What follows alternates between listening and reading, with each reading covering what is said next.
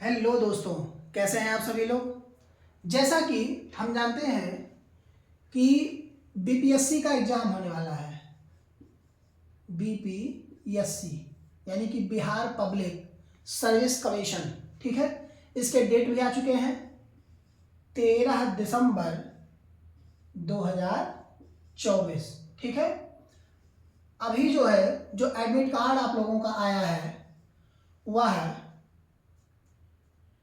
Admit card लागू तो होगा, वही लागू होगा, लेकिन उसमें आप लोग देखेंगे कि सिर्फ और सिर्फ डिस्ट्रिक्ट और केंद्र का कोड दिया गया है। केंद्र का कोड दिया गया है। तो यह एडमिट कार्ड जो एग्जाम सेंटर को लोकेट करेगा वह आप लोगों को 11 से 12 तारीख तक मिलेगा, ठीक है। तो उस पर सिर्फ आप लोग एग्जामिनेशन सेंटर देख सकते हैं और एक प्रिंट जो आप लोगों की आइडेंटिफिकेशन होगी यानी कि आधार और दूसरा कि एडमिट कार्ड जो आप लोगों का होगा, एडमिट कार्ड, वह एक प्रति एक्स्ट्रा आप लोग लेकर के जाइएगा, ठीक है, जो वहां पर जमा किया जाएगा। और एक प्रति एक चाहे या 2 फोटो ले लीजिएगा या इससे अधिक की आवश्यकता के अनुसार वहां पर लग सके। और आइडेंटिफिकेशन के लिए तो आधार कार्ड तो होगा ही, पैन अगर जिनके पास होगा वह ले लेंगे, जिनके पास नहीं होगा कोई बात नहीं है, तो आधार कार्ड ही लेकर के जाएंगे क्योंकि वहां वेरिफिकेशन होगा। और परीक्षा केंद्र पर 1 घंटा पहले 1 आवर्स पहले पहुंचेंगे। तो आज हम बात करेंगे इस वीडियो में बीपीएससी करंट के बारे में। बीपीएससी करंट जो कुछ मोस्ट इंपॉर्टेंट क्वेश्चंस हैं हम उन पर चर्चा करेंगे, ठीक है।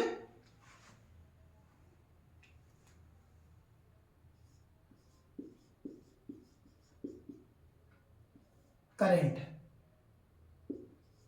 चलिए इसमें पहला क्वेश्चन है जाति सर्वेक्षण के आधार पर, ठीक है, या हम कह सकते हैं कि बिहार जाति सर्वेक्षण 2023, बिहार जाति सर्वेक्षण 2023, ठीक है, 2023 के अनुसार निम्नलिखित में से कौन सा राज्य का सबसे बड़ा सामाजिक वर्ग है, ठीक है। राज्य का सबसे बड़ा सामाजिक वर्ग है।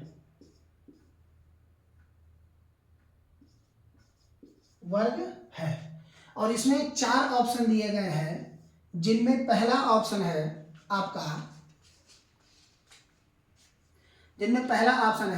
अत्यंत पिछड़ा वर्ग अर्थात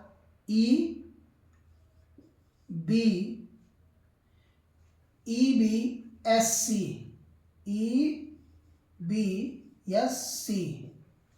अत्यंत पिछड़ा वर्ग, ठीक है। दूसरा ऑप्शन है अन्य पिछड़ा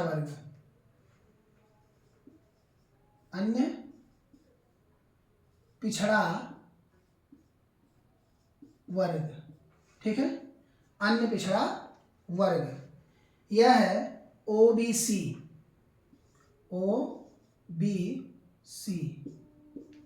ठीक है, ओबीसी। यह है EBCS,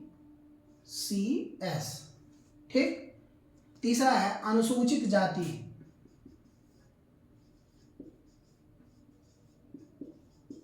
अनुसूचित जाति, अनुसूचित जाति, और चौथा है आपका वह है अनुसूचित जनजाति, अनुसूचित जनजाति।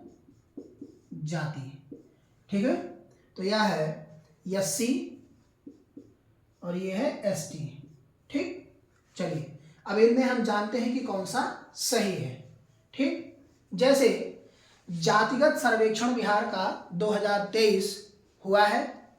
ठीक है, इनमें अन्य पिछड़ा वर्ग अर्थात हम कह सकते हैं कि जो इनकी कुल आबादी है, इनकी ईबीएससी की कुल आबादी बिहार में जो है वह 63% है। कितना परसेंट है? 63%।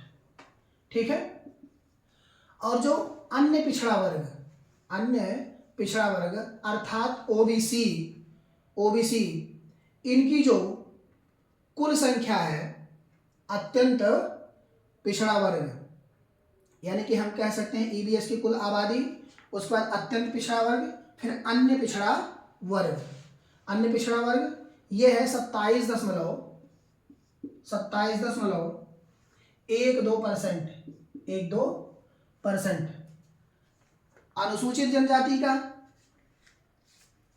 तो इनमें जो हमें क्वेश्चन क्या पूछा गया है कि बिहार जाति सर्वेक्षण 2023 के अनुसार निम्नलिखित में से कौन सा राज्य बिहार का सबसे बड़ा सामाजिक वर्ग है। तो कौन सा राज्य सबसे बड़ा सामाजिक वर्ग की हम बात कर रहे हैं, तो सामाजिक वर्ग में सबसे बड़ा कौन सा है? अत्यंत पिछड़ा वर्ग। क्यों?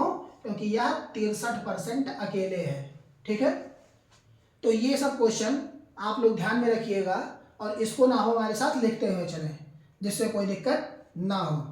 ठीक है, दूसरा क्वेश्चन है आपका, जनवरी 2024 में राष्ट्रपति द्रौपदी मुर्मू ने बिहार के किस जिले की खो खो खिलाड़ी नसरीन शेख को अर्जुन पुरस्कार से सम्मानित किया? ठीक है, यानी कि दूसरा क्वेश्चन है खो खो खिलाड़ी, खो खो खिलाड़ी जो कि बिहार की रहने वाली हैं, बिहार की रहने वाली हैं, जिनका नाम है नसरीन शेख,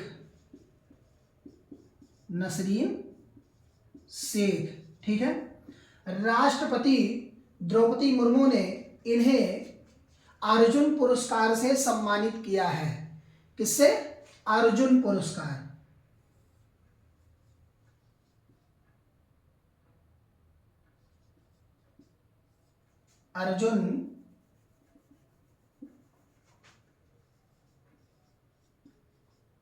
अर्जुन पुरस्कार से इन्हें सम्मानित किया गया है। इसमें 4 ऑप्शन दिया है कि ये कहाँ की रहने वाली हैं। पहला ऑप्शन है शेखपुरा, दूसरा ऑप्शन है अररिया, तीसरा ऑप्शन है जमुई और चौथा ऑप्शन है दरभंगा। तो इनमें से बी अर्थात दूसरा ऑप्शन सही है। ये है अररिया की रहने वाली हैं, अररिया की रहने वाली है कौन? नसरीन शेख। ठीक है, 9 जनवरी 2024 को 9 जनवरी 2024 को राष्ट्रपति द्रौपदी मुर्मू ने 26 खिलाड़ियों को सम्मानित किया है। कितने खिलाड़ियों को? 26 खिलाड़ियों को, जिनमें से एक कौन थी? नसरीन शेख। और यह नसरीन शेख अररिया जिले की खो खो कबड्डी की यह जो थी मुख्य प्रतिभागी थी, मुख्य प्रतिभागी थी, जिनको यह पुरस्कार से सम्मानित किया गया है। ठीक है, तो ये आप लोगों को समझ में आ रहा है। तो इनमें कई सारे क्वेश्चनों पे हम चर्चा करेंगे, जिनमें से आपके ये सारे के सारे क्वेश्चन पूछे जा सकते हैं। ठीक, चलिए अब हम अगले क्वेश्चन पर चलते हैं।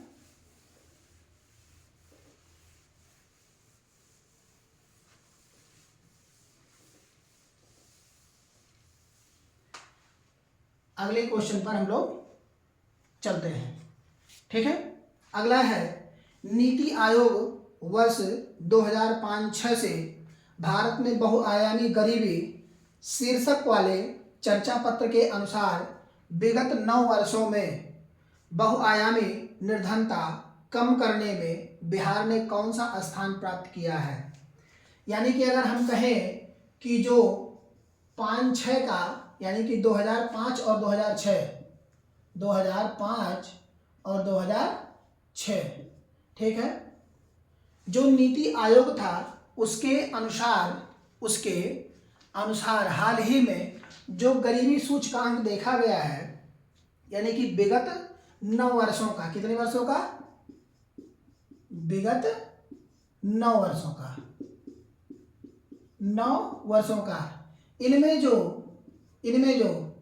बिहार को स्थान प्राप्त हुआ है वह कौन सा है, पूछ रहे हैं, ठीक है।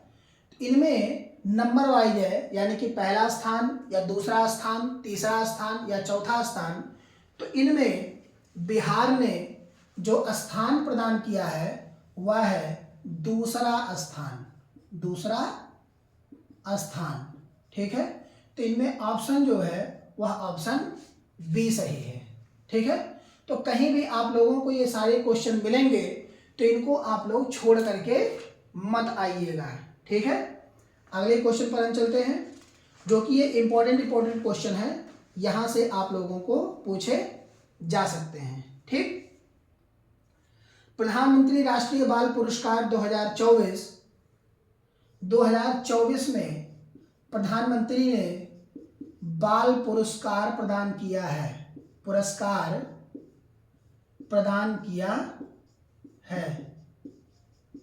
किया है, जिनमें से बिहार का रहने वाला एक व्यक्ति, उसे भी यह पुरस्कार प्रदान किया गया है। उसका नाम क्या है? तो इसमें ऑप्शन है, पहला है अशफाक हमीद, दूसरा है आर्यन सिंह, तीसरा है अवनीश तिवारी और चौथा है मोहम्मद हुसैन।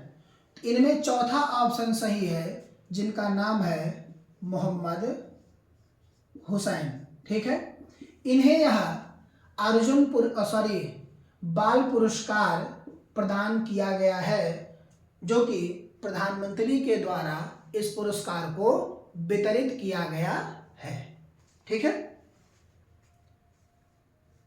तो यहां तक आप सभी के समझ में आ गया। अगले क्वेश्चन पे हम लोग चलते हैं, चौथे क्वेश्चन पर, ठीक है। चौथा है 2024 लोकसभा चुनाव के संदर्भ में जारी निर्वाचन सूची में बिहार में वोटर्स लिंगा अनुपात था। यानी कि 2024 का जो चुनाव हुआ है लोकसभा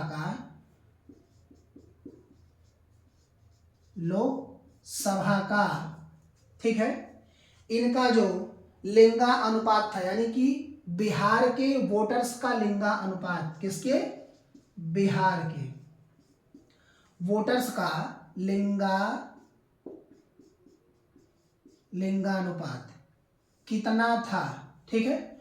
इनमें संख्या दिया हुआ है 903, 909, 912 और 915। तो इसमें ऑप्शन बी सही है और वह है 909, अर्थात 909। तो यह जो बिहार के लोकसभा चुनाव 2024 के वोटरों का लिंगा अनुपात था वह कितना था?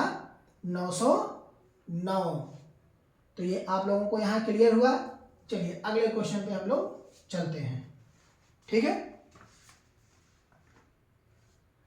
जननायक कर्पूरी ठाकुर के संदर्भ में निम्नलिखित प्रश्नों पर विचार कीजिए। इसमें दो जो है आपको कथन दिए गए हैं, पहला और दूसरा, ठीक है। इनमें से कह रहे हैं कि ये दोनों में से कौन सही है, या दोनों के दोनों सही हैं या दोनों गलत हैं, ठीक है। तो इनमें पहला कहा गया है कि हाल ही में भारत सरकार ने इन्हें मरणोपरांत भारत रत्न से सम्मानित करने का निर्णय लिया है। तो यह पहला क्या है? सही है, क्योंकि कर्पूरी ठाकुर बिहार के रहने वाले हैं, जो कि एक पॉलिटिकल थे और सामाजिक कार्यकर्ता भी थे। ठीक है, तो उन्हें मरणोपरांत भारत रत्न से पुरस्कृत करने का नाम सामने आया है। दूसरा है, उन्हें लालू प्रसाद यादव एवं नीतीश कुमार का राजनीतिक गुरु कहा जाता है। ठीक है, तो ये दो लोगों के राजनीतिक गुरु थे, किसके? एक लालू प्रसाद यादव और दूसरा है नीतीश, कौन है? नीतीश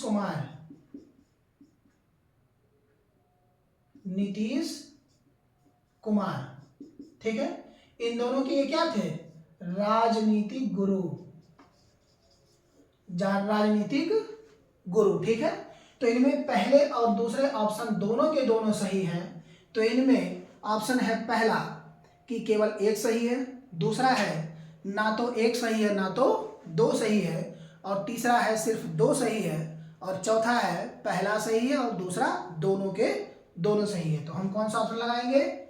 चौथा ऑप्शन, जिनमें से दोनों के दोनों सही हैं। क्लियर हुआ आप लोगों को? अब हम अगले क्वेश्चन पर चलते हैं। जैसे अभी चार लोगों को नामित किया गया है यह पुरस्कार देने के लिए। ठीक है, वो चार लोग हैं कौन कौन? हम उनके नाम देखते हैं। ठीक है, जैसे ये क्वेश्चन आपके वहां एग्जाम में पूछा जा सकता है। ठीक है, तो पहला है कर्पूरी ठाकुर,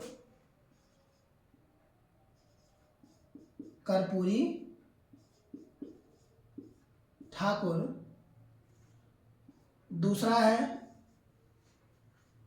कर्पूरी ठाकुर, दूसरा है बिंदेश्वर पाठक,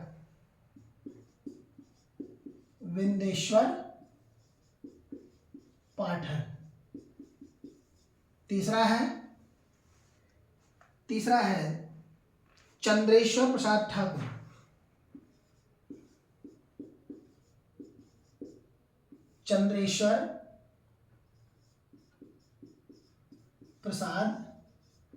ठाकुर, और चौथे अर्थात अंतिम जो है वह है शिवम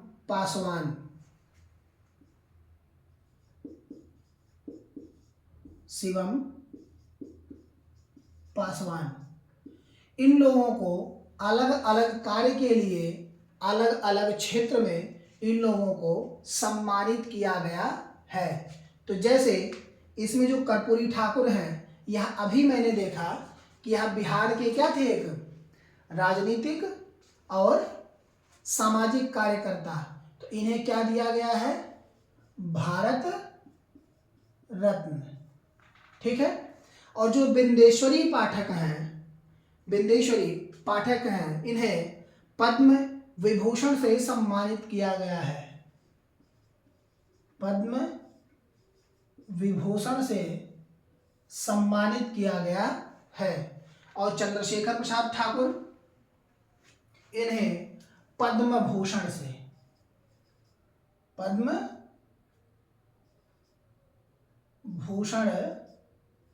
से इन्हें सम्मानित किया गया है। और शिवम पासवान को पद्मश्री से सम्मानित किया गया है। पद्मश्री से सम्मानित किया गया है। ठीक है, तो ये हम लोगों ने देखा। अगले क्वेश्चन पे चलते हैं।